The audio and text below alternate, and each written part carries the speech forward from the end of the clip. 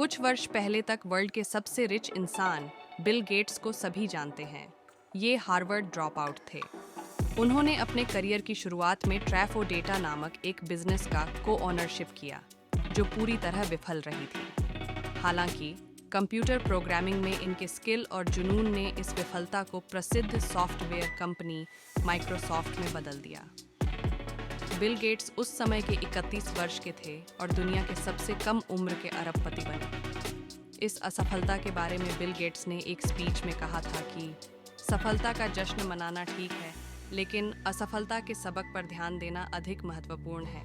हालांकि समझदार लोग मेरे पड़ोसी को समझा रहे हैं कि फिक्र मत करो, अब बोलने का नहीं चुप रहने का ज़माना है। वैसे भी इन दिनों चुप्पी का धंधा खूब फल फूल रहा है। दरअसल बोलना मुसीबतों की जड़ है।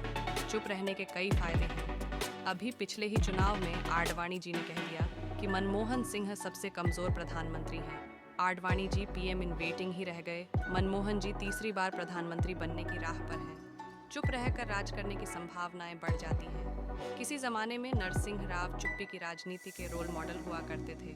उन्होंने भी 5 साल निष्कंटक राज किया। चुप्पी का फायदा यह है कि कई दफा चुप रहकर आप खुद के समझदार होने का भ्रम बनाए रख सकते हैं। अभी ज्यादा समय नहीं गुजरा, अपनी टीम में मची महाभारत पर जब अन्ना जी से जवाब देते न बना तो उन्होंने मौन धारण कर लिया। सारी बोलचाल अगले आदेश तक स्थगित। मीडिया वाले और समर्थक गुहार लगाते रह गए कि अन्ना जी कुछ तो बोलिए। अन्ना जी ने खुद को साइलेंट कर लिया। गांधी जी का जमाना और था। उनका नैतिक बल इतना मजबूत था कि उनका मौन व्रत भी विरोध का प्रतीक माना जाता था। उस मौन ने फिरंगियों के दांत खट्टे कर दिए थे। लेकिन राजनीति के उत्तर आधुनिक काल में मौन व्रत कब चुप्पी ओढ़ लेने में तब्दील हो गया, पता ही नहीं चला।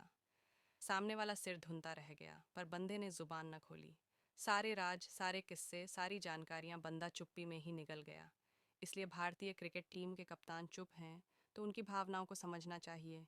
उनकी चुप्पी का अपना अर्थशास्त्र है। आईपीएल ने समझा दिया है कि अर्थ के बगैर सब व्यर्थ है। इसीलिए तो वे चुप हैं जिन्हें बोलना चाहिए, जबकि सारा देश बोल रहा है।